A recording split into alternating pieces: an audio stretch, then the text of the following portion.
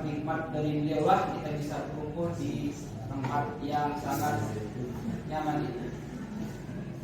Salawat dan salam kita aturkan selalu kepada junjungan besar kita Nabi Muhammad SAW yang telah membawa kita dari zaman jahiliyah ke zaman Islamiah atau berpengetahuan seperti saat ini. Baiklah, pertama-tama saya ingin mengucapkan terima kasih kepada kepala sekolah, kepala pendidikan, ibu-ibu wakil dan bapak wakil yang telah mengizinkan saya atau memberikan kesempatan untuk dapat menyebar pemahaman, penerapan dan pengalaman budaya positif. Ya. Pertama-tama Bapak Ibu, saya ingin mengucapkan terima kasih untuk semuanya dan waktunya sehingga bisa dapat diskusi bersama. Saya harapannya diskusi bersama bisa saja pemahaman saya salah ataupun bisa saja apa yang telah kita lakukan di sini sudah sesuai dengan budaya positif yang ada saat ini. Oke, baik Bapak Ibu. Pertama-tama saya ingin memulai dari kata budaya ya,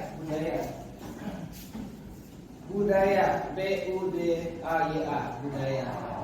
Ya, setahu saya budaya itu adalah dari kebiasaan yang kita lakukan secara terus-menerus, maka terbentuklah yang namanya budaya. Di sini yaitu budaya positif.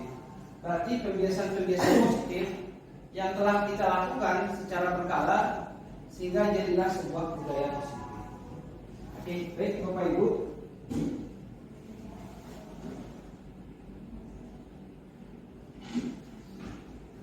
Di kesempatan ini kita akan membahas, insya Allah ada 8 poin.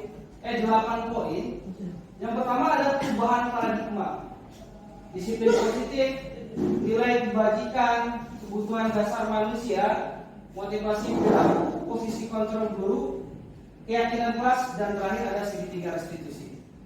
Dan insya Allah poin-poin ini itu insya Allah akan sangat mendukung kita sebagai guru pada abad ini, di mana kita akan menggunakan kurikulum merdeka, dan salah satu poin yang harus kita miliki yaitu adalah dari 8 ini. Mungkin ada tambahan lagi, tapi kita hanya akan membahas 8 ini saja.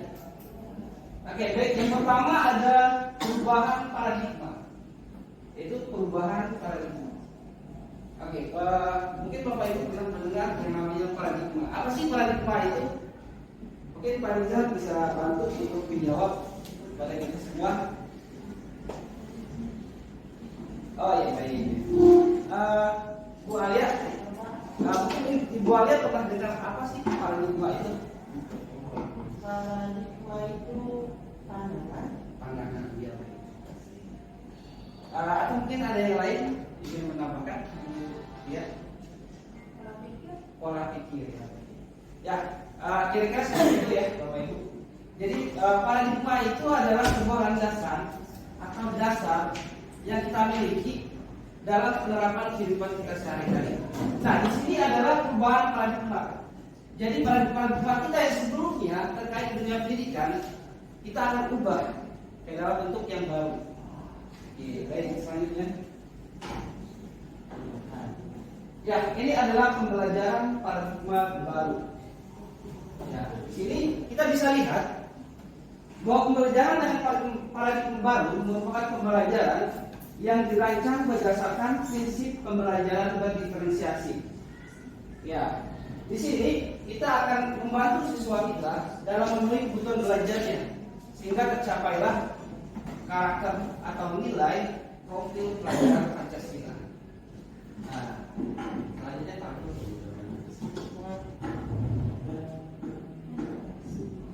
Ya.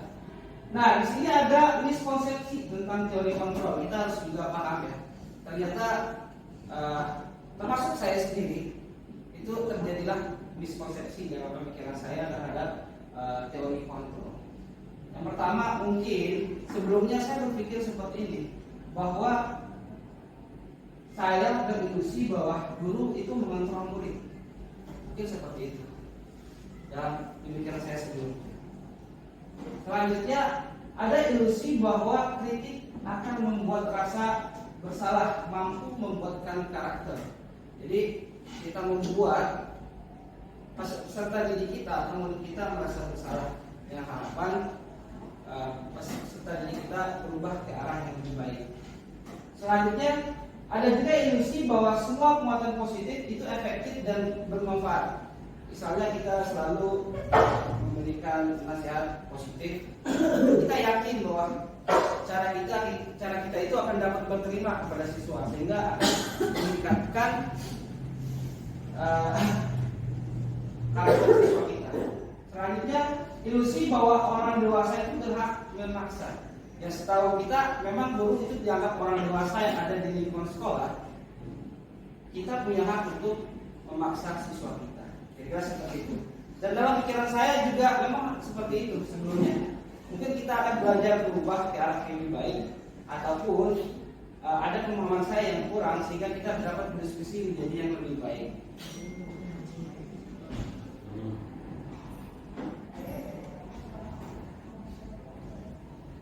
Nah, di sini kita akan dilihat di sini ada mengubah paradigma stimulus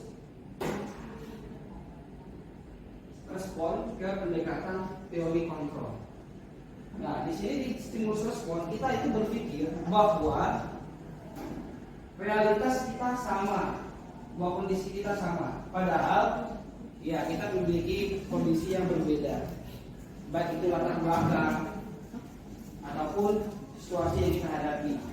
Tapi dalam teori kontrol kita juga belajar bahwa realitas kebutuhan kita itu berbeda, termasuk peserta didik kita.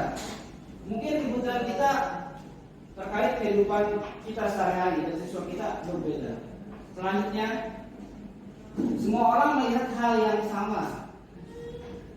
Dan ternyata di teori kontrol, setiap orang memiliki gambaran berbeda karena kita punya sudut pandang berbeda dan punya subjektivitas sebagai seorang manusia. Selanjutnya kita mencoba mengubah orang agar berpandangan dengan kita. Nah, ini yang sering terjadi ya. Baik itu kita sebagai guru ataupun kita sebagai rekan kerja, kita juga mengubah orang untuk memiliki pandangan sama. Padahal kita harus paham bahwa orang itu memiliki pandangan dan kemampuan yang berbeda terkait apa yang kita hadapi. Selanjutnya perilaku guru dilihat sebagai suatu kesalahan. Kita sering berpikir bahwa apa yang dilakukan oleh murid kita itu misalnya salah atau buruk, kita anggap itu adalah sebuah kesalahan. Padahal yang harus kita pahami bahwa semua perilaku itu punya tujuan. Ya, punya tujuan. Misalnya anak-anak yang berlaku hyperaktif ternyata mereka butuh perhatian di dalam teori kontrol. Selanjutnya orang bisa mengontrol saya. Nah, ini yang mungkin di dalam teori stimulus respon kita berpikir bahwa orang lain bisa mengontrol saya atau diri kita. Tapi ternyata dalam teori kontrol hanya kita yang bisa mengontrol diri kita sendiri. Selanjutnya, saya bisa mengontrol orang lain. Padahal dalam teori kontrol kita tidak bisa mengontrol orang lain karena semua orang punya sikap dan kepribadian yang berbeda. Selanjutnya, pemaksaan ada pada saat bujukan gagal. Dan di teori kolaborasi konsensus menciptakan pilihan-pilihan baru. Jadi kita di sini membantu murid kita punya pilihan ke arah yang lebih baik. Meskipun pilihan kita itu sudah benar, tapi ternyata murid kita punya pilihan lain yang juga benar. Setelah itu ada model berpikir menang kalah. Nah, dalam stimulus respon kita bahwa kita punya model berpikir menang dan kalah. Padahal kita punya pilihan lain, yaitu kita bisa menang bersama di dalam teori kontrol. Nah, di sini Bapak Ibu, saya tidak perlu menjelaskan apa sih disiplin positif. Secara teori bisa dikatakan, cuman ini yang harus kita tahu. Saya ingin mengajak diskusi Bapak Ibu terkait disiplin positif. Mungkin Bu Desra bisa membantu saya Menjelaskan disiplin menurut Bu Desa seperti apa ya? Disiplin menurut saya itu adalah taat aturan. Taat aturan. Terima kasih Bu Desa. Bu Ica mungkin ingin menambahkan disiplin itu kira-kira seperti apa? Mampu mengatur dirinya sesuai dengan lingkungan. Ya baik, berarti bisa mengontrol diri ya, Ya.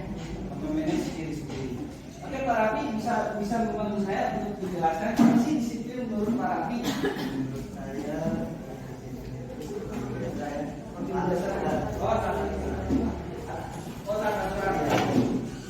Terima kasih Pak Rafi. Bu Dila bisa minta bantuannya dijelaskan. Disiplin itu adalah sikap yang positif. Enggak positif. Ya baik, terima kasih ya. Bu Evi bisa tolong dibantu dijawab ya. Disiplin itu apa sih menurut Bu Evi? Kontrol diri ya, bisa mengontrol terhadap aturan yang sudah diberlakukan, sehingga membuat dirinya menjadi bertanggung jawab terhadap sesuatu. Terima kasih teman-teman semuanya. Ya, memang disiplin itu memang seperti itu. Jadi makanya kita sebagai pendidik kita juga harus memiliki sikap. Di sini saya simpulkan bahwa sebagai pendidik, karena kita semua adalah pendidik, jadi tujuan kita adalah menciptakan peserta didik yang memiliki disiplin diri, yang dimulai dari diri mereka sendiri, sehingga mereka berperilaku mengacu kepada nilai-nilai universal. Jadi universal itu sudah menggambarkan bahwa sikap kita itu mewakili semuanya, mewakili semua aspek atau stakeholder yang ada di lingkungan kita, dan memiliki motivasi intrinsik perubahan perilaku ke arah lebih baik. Di sini kan ada kata intrinsik atau motivasi intrinsik. Mungkin ini saya ingin berdiskusi lebih jauh lagi dengan Bapak Ibu. Ibu Bulan, ya kita tolong bantuannya. Menurut Bulan motivasi itu seperti apa ya?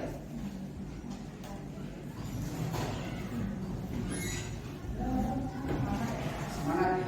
Terima kasih Pak Dijan, bisa minta bantuannya dijelaskan mengenai apa sih motivasi itu? motivasi dorongan untuk menjadi lebih baik dari sebelumnya dan selalu berpikir positif dari hal yang dapat dilakukan. Baik, terima kasih Pak Dijan. Hanya kepada Pak Adu. Iya, saya sengaja dia orang biar nggak dapat. Menurut Adu apa sih motivasi itu? Untuk motivasi ya, motivasi itu apa sih?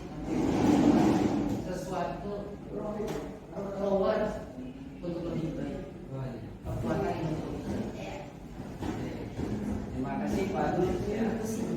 Jadi benar ya untuk Bapak Ibu semuanya bahwa itu motivasi itu adalah dorongan dari diri kita untuk melakukan sesuatu ke arah yang lebih baik. Apa sih yang membuat kita ingin melakukan atau meraih sesuatu? Dan ternyata dalam motivasi itu terdiri dari dua, ada yang intrinsik, ada yang eksplisit. Nah, saya ingin melihat pandangan kita seperti apa, karena saya masih sangat kurang paham terkait apa sih motivasi itu. Pertama ada motivasi intrinsik. Saya minta tolong ke Bu Ainun dibantu menjawab ya. Apa sih motivasi intrinsik?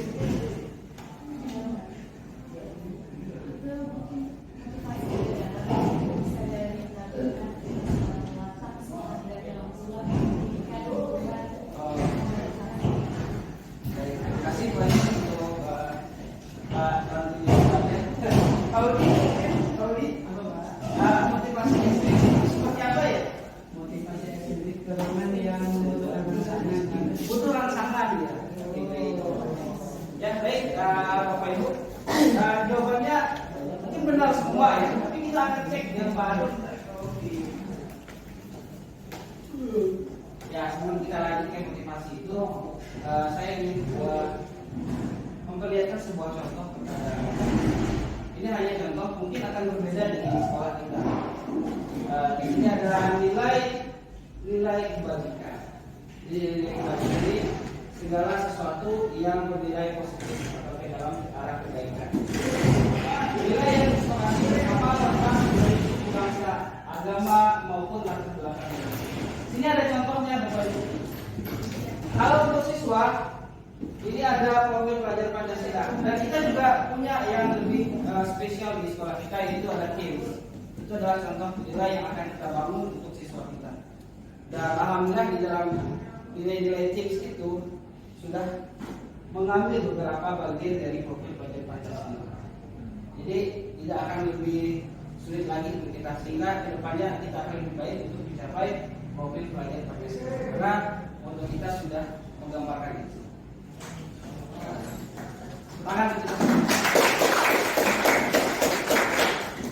Selanjutnya di sini ada di sebuah tempat atau diskusi, ada toleransi, rasa hormat, integritas, saja. Selanjutnya ada penampilan hidup life skill. Ini juga sama, tapi ini lebih ke dalam pribadi kita.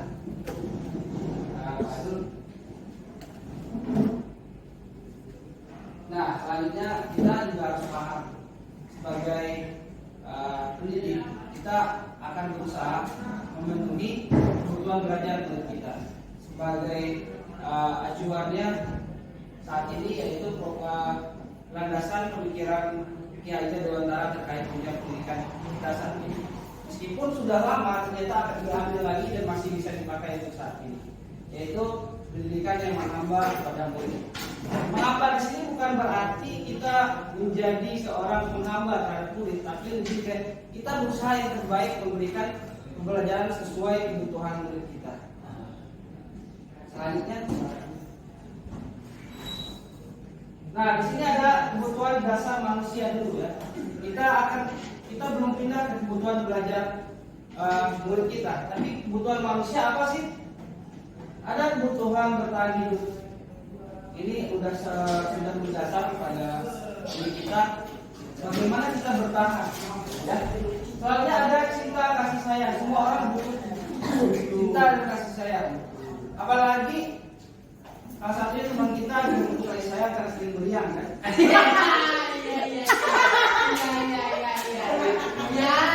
Itu salah satu contoh.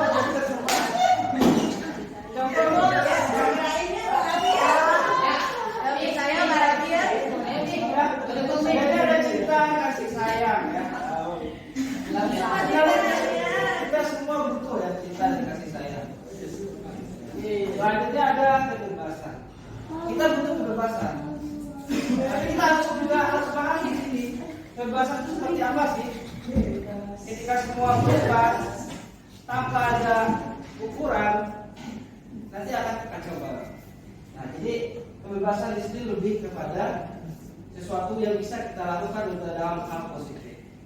Selanjutnya ada kesenangan, kita butuh kesenangan.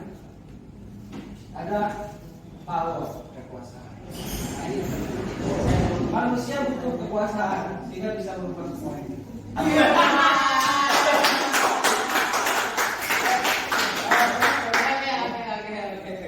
Mantap banget. Ya, nah ini Bapak Ibu ada 3 motivasi perilaku manusia. Ini contoh ya, tapi ternyata motivasi itu ada dari dalam, ada dari luar, dari ekstrinsik dan ada intrinsik. Ini contohnya Bapak Ibu. Kita sering menghindari ketidaknyamanan atau hukuman. Jadi saya melakukan ini untuk naik gaji. Itu contohnya dari eksternal.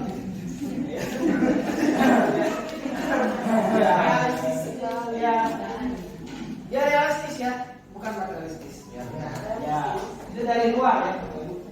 Untuk mendapatkan imbalan dan penghargaan orang lain ya sama saja ya. Apakah ini salah? Selama itu tidak salah. Sebagai manusia kita harus memenuhi kebutuhan kita. Tapi akan lebih baik lagi kalau kita punya motivasi intrinsik. Jadi untuk menjadi orang yang mereka inginkan, kita akan berusaha menjadi seperti orang yang mereka inginkan, tapi harus sesuai dengan prinsip diri kita sendiri. dengan nilai-nilai yang dapat mereka percaya. Ya, kalau kita sudah membangun motivasi positif dalam diri kita, insya Allah apa yang ada di motivasi ekstensif akan kita dapat, walaupun akan susah jadi di sini. Tapi dengan kontinuitas yang kita lakukan, insya Allah pasti akan kita dapat.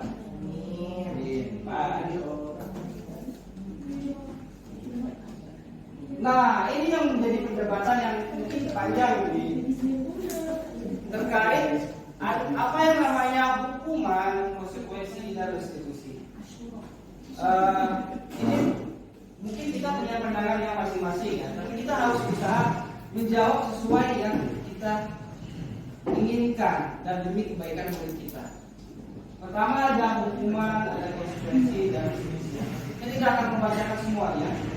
Saya akan mencoba untuk kita bahas ya bersama. Minta tolong ke Bu Alia membantu membedakan antara hukuman dan konsekuensi. Hukuman dan konsekuensi dari segi waktunya Pak. Kalau hukuman di situ tertulis tiba-tiba ya. Kalau konsekuensi itu sudah terencana, artinya dia tidak tiba-tiba. Ya, baik, terima kasih Bu Alia. Kepada Budi, saya minta tolong. Kira-kira apa sih beda hukuman dan konsekuensi? Ayo Pak, saya nggak tahu. Oke, terima kasih boleh. Ya, selanjutnya murid kita berbuatnya. Apa sih hukuman dan konsekuensinya? Konsekuensi itu?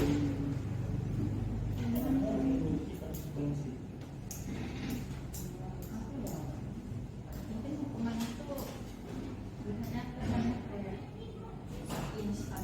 Instan, ya. Konsekuensi kayak mengikuti Efeknya sesuai gitu ya. Terima kasih. Dan untuk kita semua, kira-kira ada satu pertanyaan dari saya yang masih belum saya bisa jawab juga. Masih relevankah hukuman untuk kita terapkan di sana?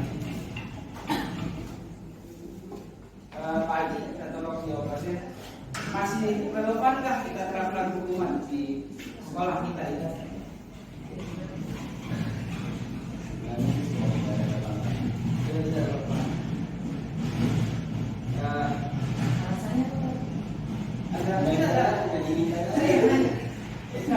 Mungkin Pak Haji punya alasan kenapa tidak relevan lagi. Karena mengingat berbagai macam banyak undang-undang mengenai tentang hak murid ya, salah satunya itu murid tidak boleh mendapatkan hukuman secara fisik.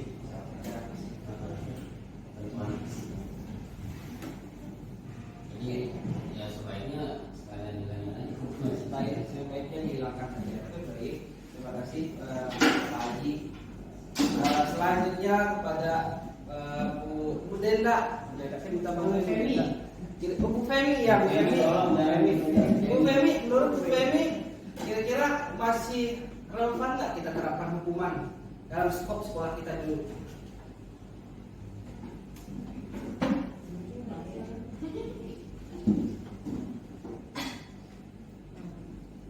Nanti Bapak tanya alasannya.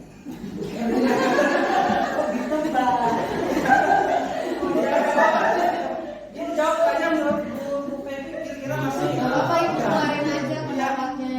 Di luar dulu. karena tidak ada yang salah, semuanya kita benar. Di luar biasa. Kalau udah disusun secara rapi udah enggak. Kalau disusun secara rapi Dari awal. tidak salah gitu ya. Baik. Terima kasih untuk Bapak Ibu semuanya terkait hukuman ya. Nah, jadi 3 tindakan ini kalau bisa kita bilang salah, mungkin tidak ada yang salah, cuman dampaknya yang kita akan lihat ya Bapak Ibu. Kalau hukuman dampaknya lebih pendek, maka akan terjadi ya seperti tadi, ada motivasinya akan berubah. Kalau konsekuensi itu juga tidak salah, bahkan lebih baik dari hukuman karena masih berhubungan dengan kondisi apa yang dilakukan oleh orang tersebut. Kalau restitusi di sini kita mencoba memberikan anak pilihan untuk memperbaiki yang telah mereka lakukan. Susah ya susah ya. Karena memang namanya budaya itu dibentuk bukan secara instan, memang secara perlahan. Itu Bapak Ibu. Contohnya saya ada satu contoh, Bapak Ibu, di dalam kasus di sebuah sekolah di Kota Depok. Itu adalah sebuah SMK penerbangan. Jadi di situ ada kasus bahwa sebuah kesalahan itu didukung dengan pusat. Ya, dengan pusat. Apakah itu hukuman? Dalam suatu kondisi itu bisa dikatakan hukuman, dalam suatu kondisi itu bisa dikatakan sebuah konsekuensi. Nah, di sekolah penerbangan itu diceritakan oleh guru tersebut, itu kisah nyata bahwa semua anak yang di situ itu biasanya lulus dari situ itu punya tujuan untuk menjadi tentara atau polisi.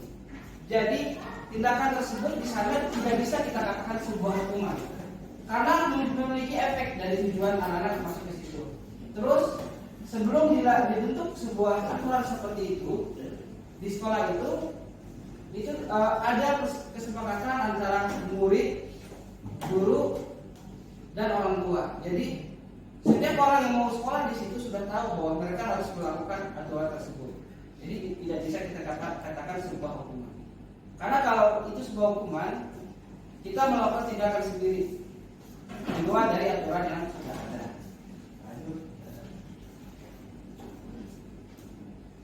Oke, sebelum kita lanjut ke sini, Bapak Ibu, jadi dalam 3 tindakan tadi, untuk kondisi saat ini, memang kita disuruh untuk memahami bahwa hal yang paling ideal untuk siswa kita adalah restitusi. Apakah yang lain salah? Tidak, karena semuanya juga tidak bisa kita salahkan. Semuanya memiliki efek yang lebih baik juga. Kira-kira seperti itu, Bapak Ibu. Di sini ada 5 posisi kontrol guru yang mungkin yang harus kita miliki. Apakah semuanya ada yang salah? Tidak ada. Karena sebagai seorang pendidik kita punya tujuan untuk membantu menuntun murid kita ke arah lebih baik. Cuma sebagai guru yang lebih baik, seharusnya kita punya posisi yang lebih baik lagi. Di sini ada yang pertama penghukum. Jadi kita memberi hukuman. Terus ada yang membuat kesalahan. Contohnya, kamu nggak kasihan lihat bapak seperti ini. Ya. Selanjutnya ada yang sebagai teman. Kita berusaha bergaul ke dalam pergaulan anak-anak. Tapi apakah ada dampak negatifnya? Mungkin sedikit ya. Tapi akan lebih baik daripada posisi membuat rasa bersalah. Selanjutnya ada pemantau. Kita akan melihat dulu kondisi segala sesuatu yang ada di sekitar murid kita. Lalu mungkin ada tindakan yang akan kita berikan. Selanjutnya ada manajer. Nah, ini adalah posisi paling ideal yang harus kita miliki saat ini, di mana kita tidak perlu melakukan tindakan, tapi kita dengan kita anak-anak sudah sadar bahwa mereka akan melakukan hal yang lebih baik. Kira-kira seperti itu. Jadi kita akan berusaha menjadi manajer. Sulit ya. Saya sendiri sulit. Saya juga tidak tahu posisi saya ada di posisi yang mana. Tapi saat ini saya sedang berusaha untuk menuju ke posisi itu. Walaupun sulit, 3 tahun atau 10 tahun yang akan datang, insyaallah kita akan berusaha.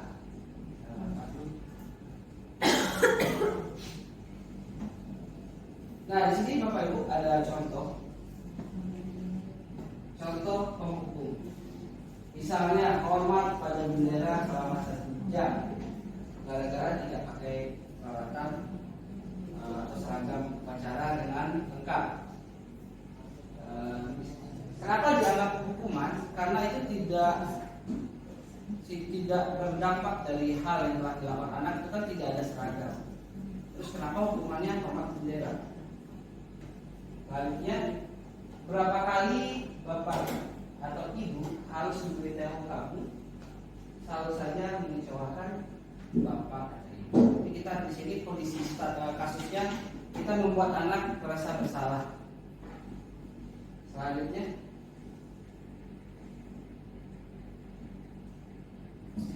masih yang sama kasusnya sebagai teman. Misalnya di sini, karena dalam 3 tahun saya pengalaman mengajar saya mungkin 5 tahun ya. Karena ada beberapa sekolah itu berusaha mengajarkan kita bahwa kita adalah teman ya. Ternyata teman itu bukan posisi terbaik ternyata. Ya, bukan posisi terbaik. Di sini apakah salah? Tidak salah. Tidak ada yang salah di posisi ini ya. Cuman kita berusaha menjadi yang lebih baik. Contohnya di sini, ayo dong ikuti aturan sekolah, tolong bantu bapak atau ibu ya. Ya sudah, tidak apa-apa, lain kali jangan sampai berbuat seperti ini lagi ya. Apakah bisa berlaku pada setiap orang? Of course, tidak bisa. Ada anak yang kita katakan seperti ini akan bisa jadi lebih baik, ada yang tidak. Selanjutnya ada pelanggar. Kamu sudah melanggar aturan, kita lihat dulu kondisinya. Kamu tahu apa konsekuensinya? Aturan yang sudah ada.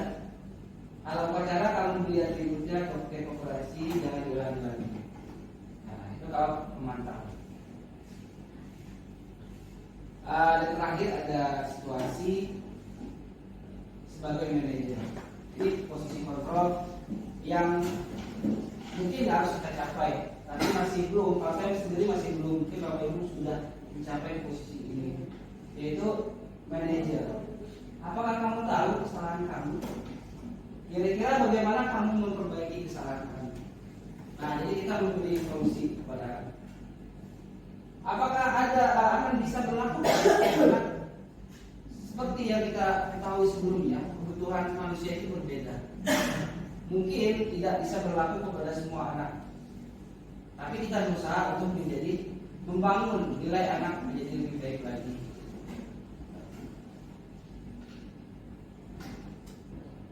Nah, minta tolong kepada Bapak Ibu untuk membantu membuat kepada Bu Dewi ya. Bu Dewi, kita tolong Bu Dewi. Kira-kira posisi kontrol apakah Bu Dewi kalau Bu Dewi mengucapkan seperti ini kepada murid kita? Kan ada 5 posisi kontrol gitu. Nah, kira-kira dengan tanda seperti ini, Bu Dewi dalam posisi apa?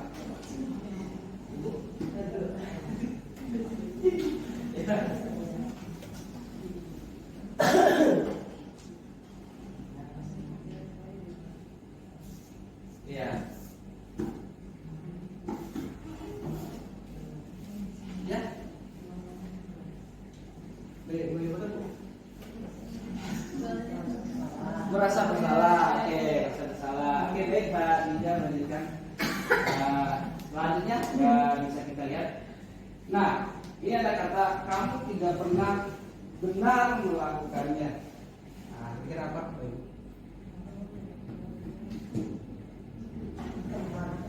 Ya kita menjudge anak bahwa kamu tidak pernah benar melakukannya. Ya, kira kata-kata untuk siapakah ini?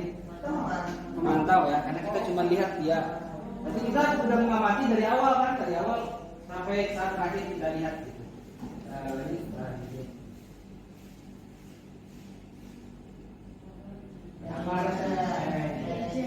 Manajer.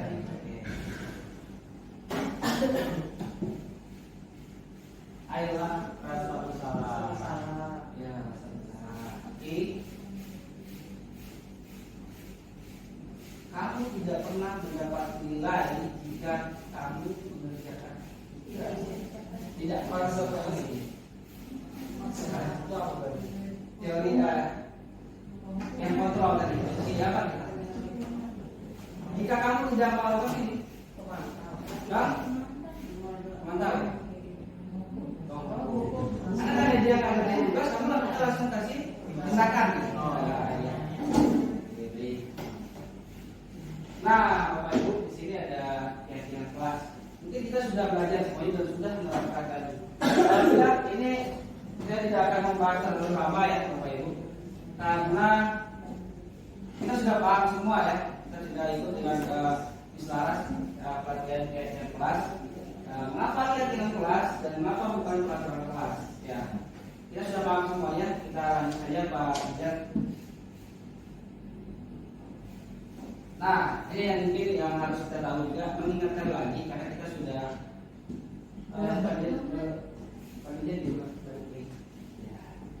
jadi keyakinan kelas itu harus bersifat abstrak, berupa perbedaan universal. Kenapa dibilang universal? Karena harus merangkul semuanya. Ya, jadi harus merangkul semuanya. Dan itu kenyataannya harus dibuat dalam kalimat positif. Jadi walaupun baik, tapi kalau bentuknya negatif akan membuat mungkin membangun sesuatu dalam benak anak kita. Tapi akan lebih baik lagi kita gunakan pernyataan yang positif. Tidak perlu terlalu banyak ya. Mungkin ke dalam benak kita karena ingin baik, banyak aturan atau keyakinan yang akan kita munculkan.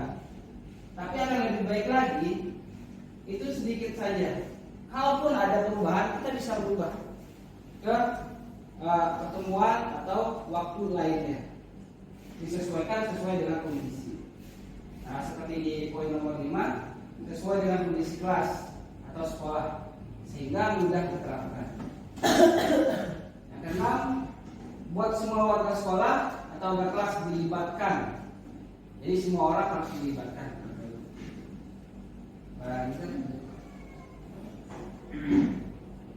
Nah, ini segitiga situasi ya yang bisa kita terapkan kalau posisi kontrol kita adalah manajer. Di sini ada satu, menstabilkan identitas. Jadi kita stabilkan dulu kondisi, tidak langsung memberikan tindakan. Setelah itu kita validasi tindakan yang salah. Ternyata apa sih yang dilakukan oleh anak tersebut? Baru terakhir menanyakan keyakinan sudah kita bentuk.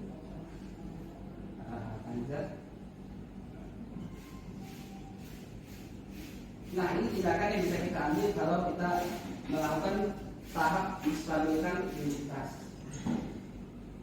Misalnya kita mengucapkan berbuat salah itu wajar, jadi kita tidak langsung mengatakan kamu salah. Kita bangun dulu kondisinya. Tidak ada manusia yang sempurna. Terus Bapak pernah melakukan itu. Misalnya kalau pernah ya sama ibu. Misalnya ada anak yang nilai kelas, kalau Bapak udah pernah ya Bapak. Selanjutnya Bapak tidak mau mencari siapa yang salah. Jadi kita tidak mencari siapa yang salah, tapi mencari solusi yang bisa kita terapkan untuk membuat anak menyadari kesalahannya. Selanjutnya ada kamu berhak merasa begitu karena manusia punya hak.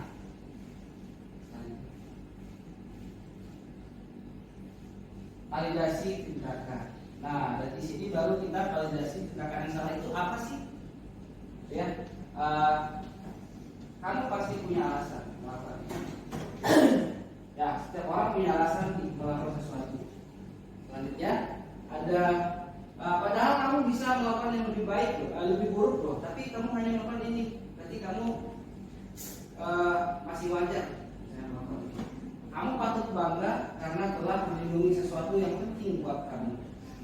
Nah, misalnya terjadi di kasus di Kusina antara si anak X dan Y, yang anak Y diganggu oleh anak X sampai anaknya emosi, akhirnya hampir berantem, hampir ya.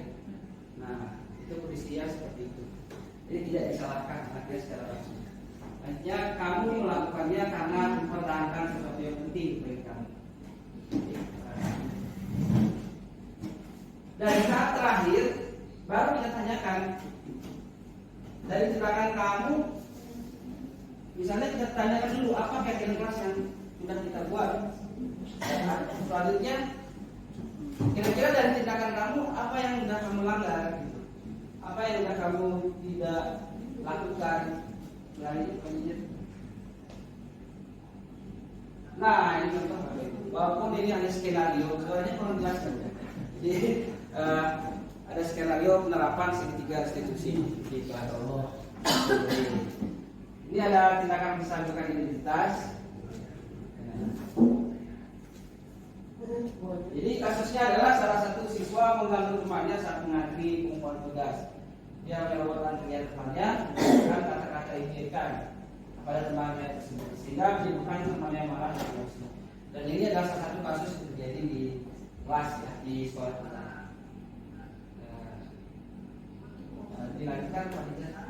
Jadi setelah dilakukan ini adalah salah ya. Jadi ini bukan toko aslinya, memerankan ya, memerankan. Serius Pak, ya ini memerankan tokoh anak yang ada di saat itu. Ini tanggapan menurutnya Bapak Ibu.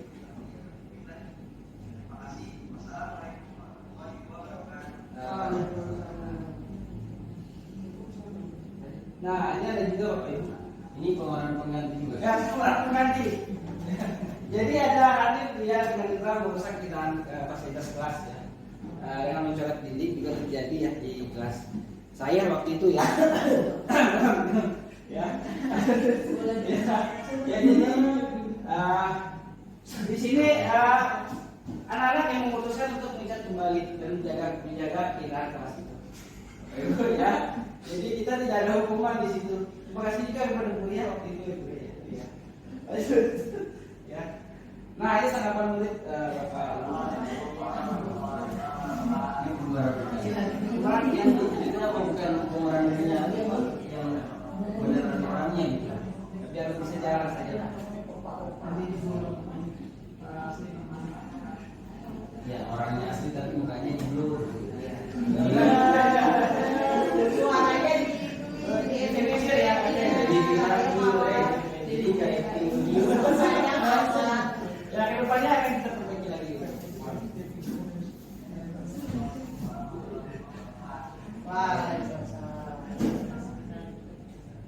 Oke baik Bapak Ibu, terima kasih. Mungkin ada yang ingin bertanya atau menyampaikan pendapatnya. Itu Panizar. Oh iya, Menanggapi sedikit masalah motivasi intrinsik intrinsik setahu saya kan dari diri sendiri dan kita untuk orang lain. Jadi maksud saya adalah jadilah diri sendiri aja untuk memotivasi diri, bukan apa yang diharapkan oleh orang lain. Tapi karena saya agak sedikit terganggu dengan tulisan kita menjadi sesuatu yang mereka inginkan. Mereka yang inginkan itu seperti apa? Karena setiap orang memiliki keinginannya masing-masing. Sehingga kalau kita mau mencari motivasi intrinsik, ya berarti itu dari diri kita sendiri, jangan cari dari orang lain. Kalau maksudnya ke orang lain, berarti maksudnya ke ekstrinsi.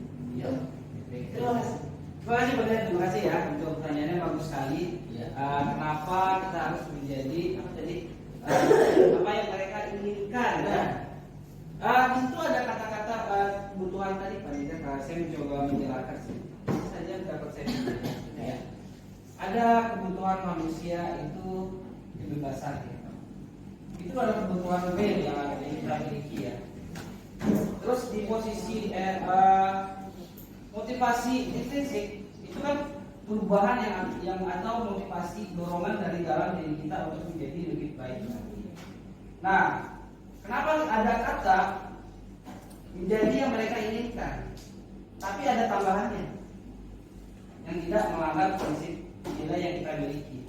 Nah, ketika kita berlaku, misalnya kita di dunia sosial, memang kita harus beradaptasi dengan kondisi yang ada saat itu. Namun kita juga tidak bisa melupakan bahwa nilai kita harus tetap ada. Nah, tapi kalau kita bertindak tanpa memikirkan apa yang orang lain inginkan, takutnya kita tidak akan berterima di dalam sosial tersebut. Kira-kira kayak seperti itu.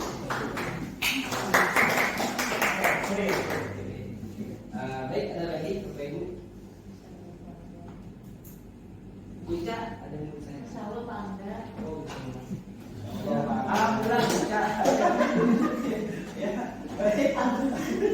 Ya, terima kasih Bapak Ibu atas waktunya hari ini. Mudah-mudahan kita bisa belajar lagi. Dan saya masih belajar dan masih banyak yang perlu saya lakukan. Dan mungkin kedepannya akan menjadi lebih baik. Amin. Saya. Amin. Yang mudah kita jadi guru atau pendidik yang lebih baik ke depan. Amin. Wassalamualaikum warahmatullahi wabarakatuh. Waalaikumsalam warahmatullahi wabarakatuh. Terima kasih Pak Angga. Sungguh Ilmunya guru penggerak. Mudah-mudahan dari apa yang Pak Angga sampaikan tadi, kita jadi orang-orang yang termasuk ke sini ya, tergerak, bergerak, menggerakkan.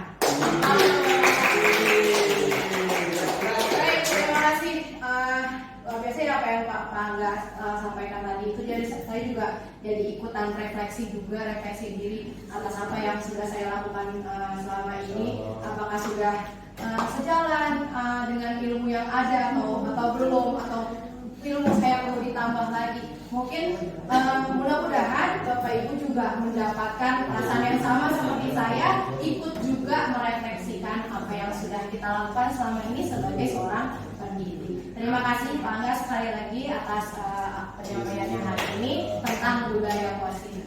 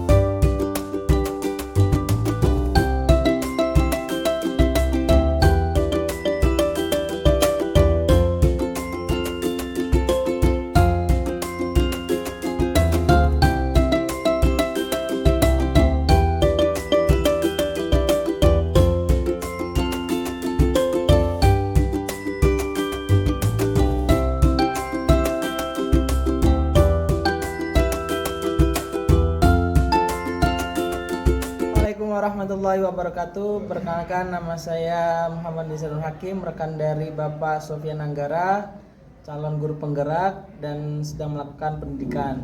Dari apa yang sudah disampaikan kemarin, saya sangat tergugah semangatnya untuk mengikuti juga dan memotivasi rekan-rekan semua supaya pembelajarannya tetap terfokus kepada anak-anak semuanya. Semoga apa yang dilakukan oleh Bapak Angga ini sangat bermanfaat buat anak-anak ke depannya. Terima kasih. Assalamualaikum warahmatullahi wabarakatuh.